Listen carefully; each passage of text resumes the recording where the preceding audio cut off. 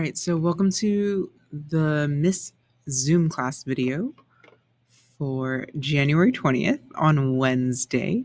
So because we didn't have school Monday of this week, today is reviewing Nearpod lessons 4.7 and 4.8. A couple of general announcements to start. Heads up that our periodic table exam, our Unit 4 exam, is coming up on Tuesday, January 26th. Notice that on our tracker that we only have one more Nearpod left before we take the exam. Usually we take them on Fridays, but our chemistry team is working on taking them all at the same time, right? So know that also your grades are updated on Schoology, and please check Schoology for your most accurate grade. A reminder that I always accept late work without penalty. So if you notice that anything is missing, feel free to make that up. Right. And then finally, there's a new internship available with the U.S. Navy related to engineering. So essentially, you're going to learn about different types of engineering, and students who can apply are current 9th and 10th graders. So if you're interested in building things like engineering, you can go onto the main page of Schoology. Go ahead and click on internships, externships, this first link. And this is the first link to apply. The due date is going to be March 31st, 2021. So because we're just reviewing for today, I basically went over common errors in the Nearpods, gave you time to work on those Nearpods, and then when you were done, you would just work on the launch and the retake, right? So I noticed a couple of errors in Nearpod lesson 4.7, right? So notice that for reactivity, if I ever ask you which element is most reactive, right? In groups 1A and 2A, the most reactive is at the bottom, but from groups 3A to 7A, the most reactive is on top, right? So if I ask you which elements is most reactive, and the elements I give you are boron, aluminum, gallium, and indium, they're all here, right? So most reactive on this side goes up. So therefore, boron would be the most reactive for this particular question, right?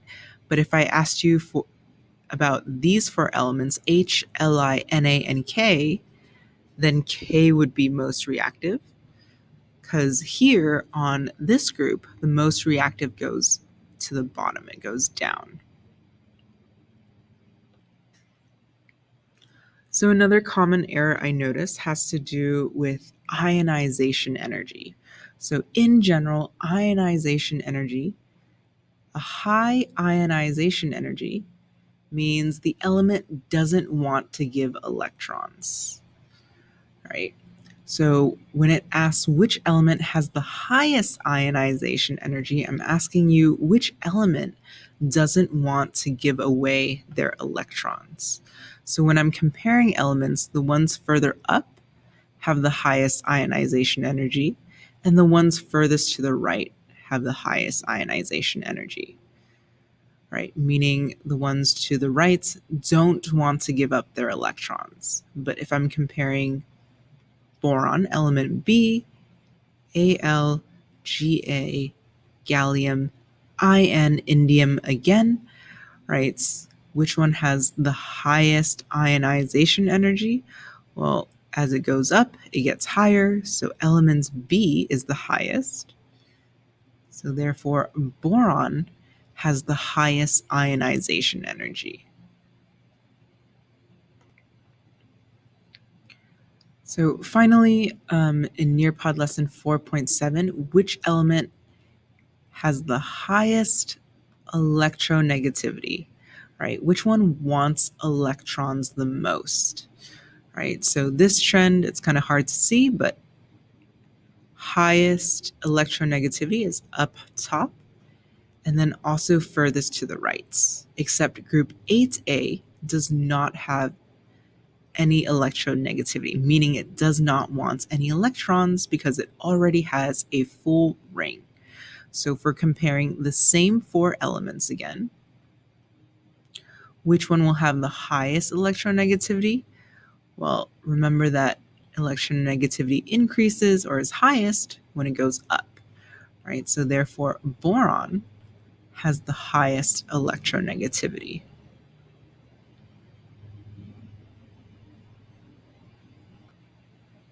So for Nearpod lesson 4.8, the response answers looked much better. They were almost all correct. I do want to remind you about the pattern or trend for atomic size, though. So the size of the atom gets bigger as you go down, and the size of the atom gets smaller as you go to the right. I think a better way of writing this out would be kind of the opposite. Right? So the size of the atom increase in size to the left. So my largest atom is at the bottom left, and my tiniest atom is on the upper right-hand side. Right, so those are the common errors that I noticed in Nearpod lesson 4.7 and 4.8. So if you didn't finish the Nearpod lessons,